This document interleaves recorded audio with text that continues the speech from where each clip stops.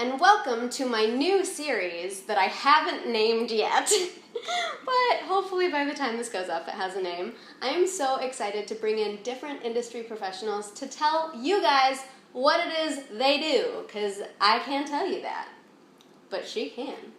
And today, my first guest is Christina Snider. She is an associate casting director, and she's awesome, and she's going to tell us all about the ins and outs of casting. Shucks. Okay.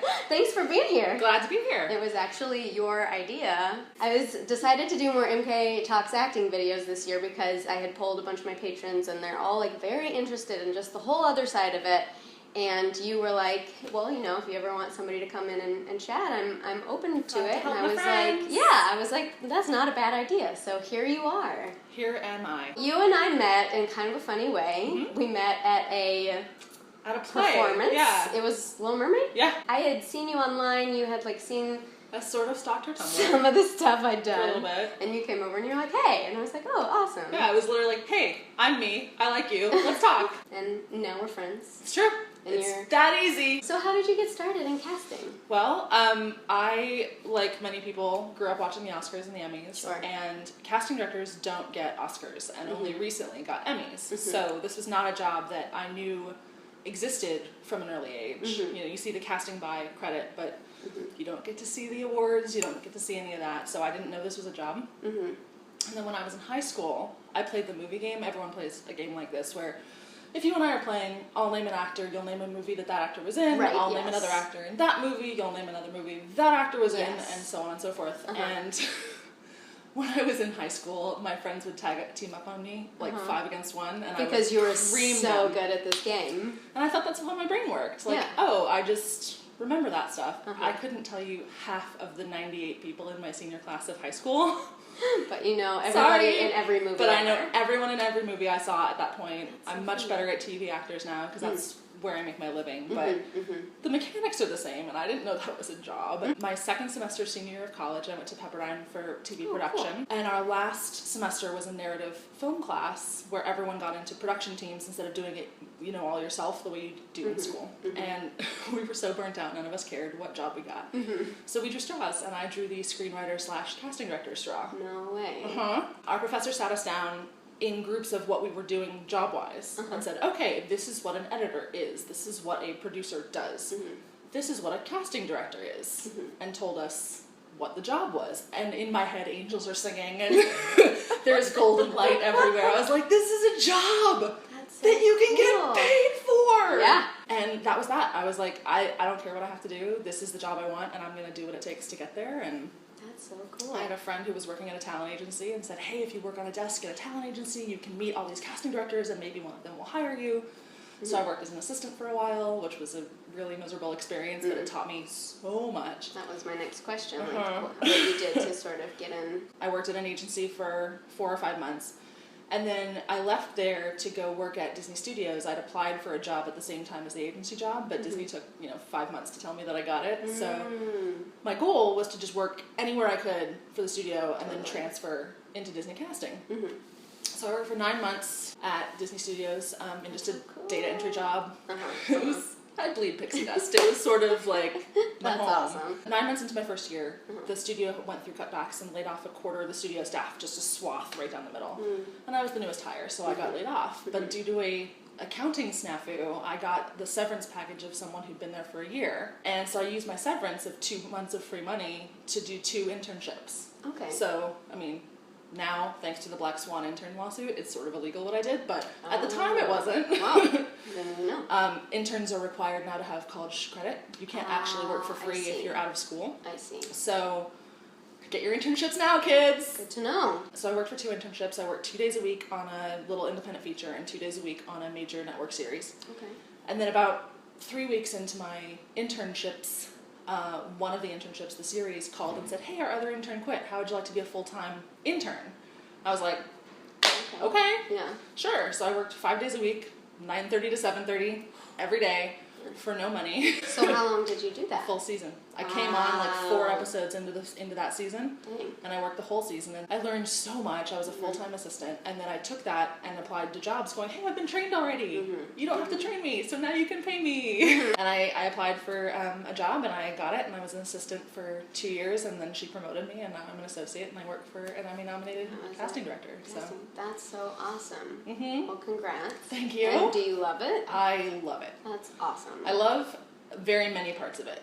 There's obviously like parts that are stressful, like you know, the not a ton of money or the project to project. Sometimes we're working, sometimes we're not. But I love working with actors. I love making friends with actors in the waiting room who suddenly get that big gig that just explodes them, you know, and that's really cool. I love it. I love that part. I love watching a show going, oh, that's my buddy! What does like a typical day look like for you? It depends on the day, really. Last week we started auditions on the project we're working on now. Mostly, thankfully, a lot of my day is done via email because it's much cleaner and faster to have agents and managers pitch via email. Just, hey, look, here's the demo reel, and hey, look, here's all the pictures. All right there. Yeah, and they still call to say, okay, I just sent you an email with 12 people, but really look at these 2.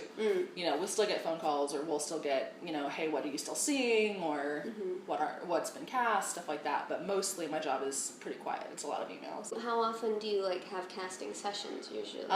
This week we had 1 a day for 2 days of the week.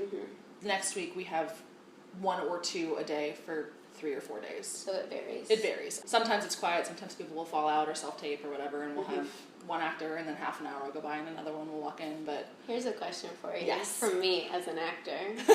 Do you guys watch self-tapes? Everything. Yes, we watch everything. Full disclosure, we may not watch the whole thing. Yeah. But yes, we do watch everything. That's good to hear. I think a common actor feeling is that you spend so much time making a tape, and then you're just like, does it to the void? Anyone see it?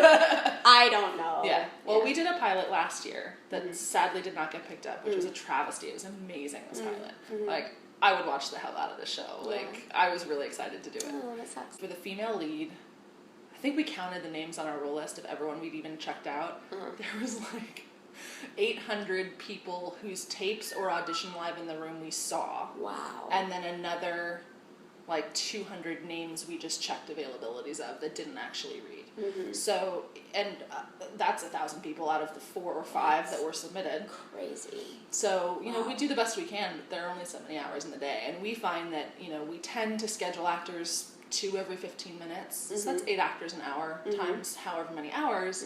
And we can see so many more actors via self-tape than we can actually in the room. Totally. That makes sense. And you probably know faster. Yeah. You know, like, okay, this person just doesn't look right for this role or whatever. They just don't understand the role, or they just aren't getting something, and you can't be like, the time. Pause. Yeah. Thank you, we're done. Yes, but with a self-tape, it's like, oh, okay. Yeah. Do you need a certain amount of training or education for casting, or is it just something that you can, as long as you sort of know how it works, like you can fall into it? You don't need to go to school for casting. Sure. I don't think that's a thing. Sure. But what you do need is time in this business to develop relationships with agents and managers. I did a feature for some friends of mine a few years ago that finally had its world premiere at this Palm Springs International Film Festival this year, which was amazing. Cool. But they tried to cast it themselves.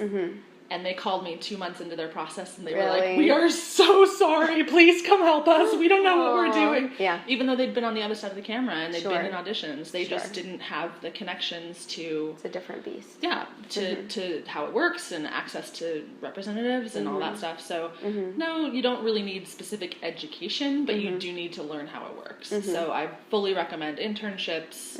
I fully recommend working at an agency if you can for a while to learn what it's like on that side, see what they need from us, because it makes it much easier to talk on the same level. If I know what you're asking and what your bosses are asking, I can give you that, and I know that where you're coming from. But no, I mean, I went to school in TV production, which is technically what I'm doing. Yeah, but not exactly But not the same. exactly. Yeah. This is kind of a very big, nebulous question. Oh, good. I like that. What do you look for when you're casting? How do you pick one actor out of, like, everybody? Obviously, it's different for every role. The first misconception is that we do the choosing. Right. We don't do the choosing. Sure. Right. Our job is to bring options to the people who do the choosing, which is the producers, the director, the studio and network executives, the people who have the money, stuff like that. Hopefully we find really interesting choices, and then they say, oh, this is a new person I didn't know before. She's great, or he's great. I look at casting like a jigsaw puzzle, where you can have 4 pieces that fit together, and a 5th piece that when you bring it over, changes the shape of those 4 pieces. Totally. And there's no edge on the outside. And sometimes someone will come into your jigsaw puzzle room and sweep it all off the table, and you have to start again. Yeah. And some of those pieces never find their way back up off the carpet onto the table because they're not available or whatever. So there is no one right actor for the role. And you can be the best actor in the room and still not be right for the role. And you can be one of 3 remarkably great actors who would do an equally great job. But the guy who does the choosing thinks you look too much like his ex-wife and you don't get the job. Right. So Which sucks. Or you don't look like the person they really want for the mom or whatever. or you don't look like the kids whose mom you're supposed to be. Or the best friend of the female lead, you don't look like you would be friends with that person. Like you're not the right age for that person, or you don't feel like you come from the same universe as that person. Sure. Long story short, there's no right choice.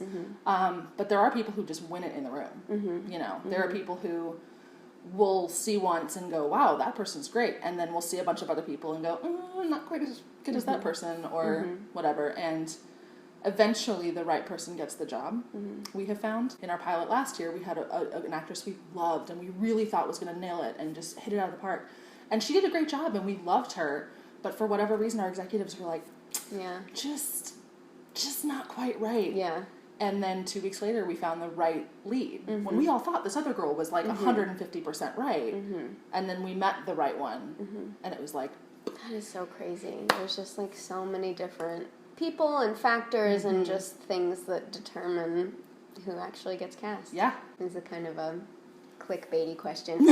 Like, is there anything actors do in the room that turns you off? Like, anything you would say, like, maybe don't do that? Don't shake our hand unless we offer our hand. Sure, yeah. Because y'all are plague carriers. Yeah. Just and saying. you just meet so many people every day, and you don't want to get germs. I mean, we have hand sanitizer all over the office, but, like, we just don't want to take chances, especially when we're working 12-hour days and it's pilot season and we're exhausted and we're already going to get sick. We don't have the benefit of taking a day off. Don't use props shaped like weapons. Whoa! You would think this is common sense, but this is fine. Right, sure. Roll up your sides and use them as a knife. That's fine. Right. But don't actually wave a weapon at a casting That's director. really interesting. I don't think I've ever had an audition that, like, involved a weapon, so I've never even thought about that. I mean, I'm not really the weapon type. We're pretty imaginative. Sure. We can guess at what a gun might be like in this scene. Finger guns will work. But there is nothing quite like having even a rubber gun pointed at you. It'll just pull everyone out. It'll stop everything. Yeah, and that's just rude, and you don't know that person, so like, why would you? Unless they say, hey, we want to test your weapons training. Right. I don't know why they would do that, but don't do that. Don't do that. Good to know. Listen to the person reading opposite you. We can tell if you're just waiting for your opportunity to speak and you're not listening to the person who's opposite you. Sometimes my boss will, when she does reads, she'll change the line a bit to see if the actor will react to it. Oh, interesting. Especially with kids, because kids learn by memorization. Sure. So she'll throw them a loop and see how they react to it. Sure. Don't take too many times through it in the room. Like, don't be like, oh, let me just do it one more time. Usually we know, and we'll ask you to do it again if we want you to. Totally. But if you say, oh, let me do it one more time, and then you go into it, we're too polite to stop you. Yeah. I mean, typically if you have questions that are relevant and smart questions, ask them. If it's like a pronunciation of a name, fine. Sure. If it's a pronunciation of a word, you could have Googled that before. You probably should have done that at home. Totally. So basically treat everyone's time the way that you want your time to be treated, you know. What is it like working so far in advance, yet with such a huge impact on the final result? Is it creative? Does it feel like it? Do you feel like creative? There are times when it's so far in advance, but in episodic television... Sure, that's really quick. You know, that's really quick. Totally. I like seeing my work on screen. I'll be the first to admit I've done a lot of pilots that didn't see the light of day. Well, that's not your fault. That's not our fault at all. That just happens. It just happens. Yeah. And I like, you know, when people like our shows. You know, they can't all be Emmy winners, but people seem to like the stuff that we do, which is nice. But honestly, by the time we've cast our roles, we're on to the next thing. Totally. So totally. You don't have a lot of time to sort of like... Yeah, like we're not precious about when things air or anything. It's just like, oh, we did it, and if we see billboards, we get really excited, but... Do you hope eventually someday to like have your own...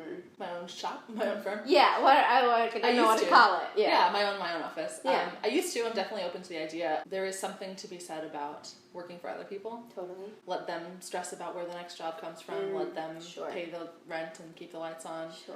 As long as I get my associate minimum and my benefits, like, there are times where that's all I want. Yeah. And there are times where, you know, it'd be really great to have my name on there instead of in the lightning fast scroll at the end of the credits. Totally. But, I mean, when I was 25, I was much more ambitious than I am now. Yeah. I feel like that's pretty common. I feel that. I feel that. I definitely, when I was 25, I was like, okay, I'm gonna work on a series, and I'm gonna do my own show, and I'm gonna get an Emmy, and now I'm just like, y'all, I just want my insurance. Yeah. Like, I just want my insurance. I just want to like my job. I just want to like who I'm working for, like who I'm working with, and get my insurance. Yeah. You know. Yeah, I feel that. That's all I want, man. Yeah. No, that's awesome that you have that and that you like it and you're happy. Yeah, I'm pretty happy. That's great. And I love the woman I work for. Like, she's been a huge mentor. I've worked for her for almost a decade, and I love her. Yeah, that's amazing. Well, thank you so much for coming and Glad sharing to. your expertise with us. Glad to. Where can people find you online if they would like to find you online? If you want them to. Yeah, you know, as long as you don't know where I live, I guess it's right. okay. Yeah. I'm at Then Stina Says on the Twitters. Cool. I also have a Tumblr. Also, that's Then Stina Says. Hope you guys enjoyed that. Let me know who else you'd like to see on this series and what other types of jobs in the industry are interesting to you. And thank you again, Christina, for coming by. Sure, glad to. So awesome to talk to you.